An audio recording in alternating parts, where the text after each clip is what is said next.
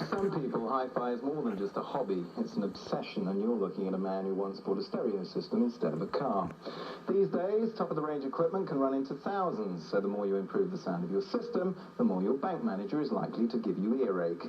Well, one retired Hell's Angel has come up with an invention that's music to the soul. In fact, it sounds so good, it almost cost him his marriage. 20 years ago, music lover John Watson, knight of the round turntable, set out on his quest to find the perfect sound system. I'd go to the shops, I'd look at new bits of kit, I'd then spend money that I couldn't really afford. It was an addiction, forever searching for this thing that I would know was there, but I could not achieve it. John was so obsessed that he experimented with every conceivable technique that might enhance the acoustics of his hi-fi. And much to the despair of his wife, the house was constantly strewn with assorted pieces of stereo equipment. My wife was always moaning at me, saying, look, you're going to do something, tidy this hi-fi, you've got this stand in the kitchen, do something with it. She'd gone out one Saturday to do some shopping. Thought, oh, surprise, I'll get that wall shelf on the wall, get it out of the way, sat down to play some music, was admiring my handiwork, thinking she'll be pleased when she comes in. Looks very smart. It was then that he noticed something strange had happened to the sound of his stereo.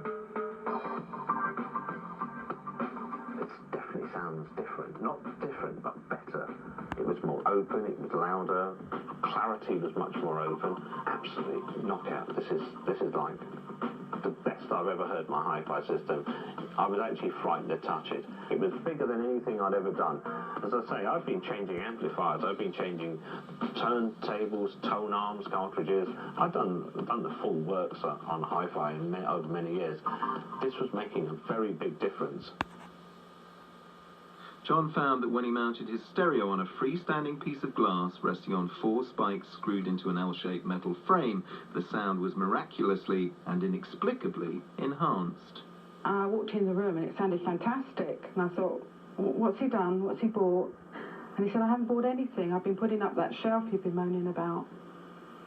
And I said, come on, it's not just the shelf, it sounds too good. I got friends, hi-fi friends around, people who knew what it was all about. We played it to them without fail. Everybody heard it, everyone heard the difference, and everybody said the same thing to us, you should do something with this. I took it to the press. Press just weren't interested, they thought I was mad. I took it to hi-fi dealers. I expected the hi-fi dealers to sort of welcome it. This is, it's like penicillin, it cures all the problems of hi-fi systems. Their reaction to me was, don't give up your day job. You go away a bit disheartened, but I knew what I had, and I never lost faith in it. The turning point for John was when the editor of a leading hi-fi magazine tested his stand. Paul Messenger got on the phone, giggling one Thursday night, saying, I've just heard this stand. I can't believe it. I've never heard anything like it. I'm absolutely gobsmacked. How much is it going to cost me? Where do I get one, and when can I get one? And the rest, as they say, is history. So John set up his own company to manufacture his magic hi-fi stand, initially targeting mail-order catalogues. But John still had one ambition left: to share his miraculous invention with his legendary heroes. My idea was to get it into a recording studio, get bands to try it, and I thought, well, my favourite band was Pink Floyd.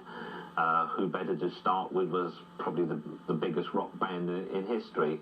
The first approach to us from John was from the office. He sent to the Floyd's management office some paperwork.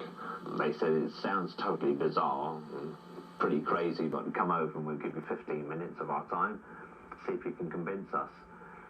I was used to, being approached by various different people, different manufacturers to try things out, and was actually fairly fed up with it, and was not interested in being given a load of sales talk. When I arrived there, their studio is a boat, and I've never tried my stands on a boat, so I had no idea now if the stands are actually going to work. We had fingers, toes, everything crossed when we set up the demonstration, put a CD player on and off the stand, played it to them.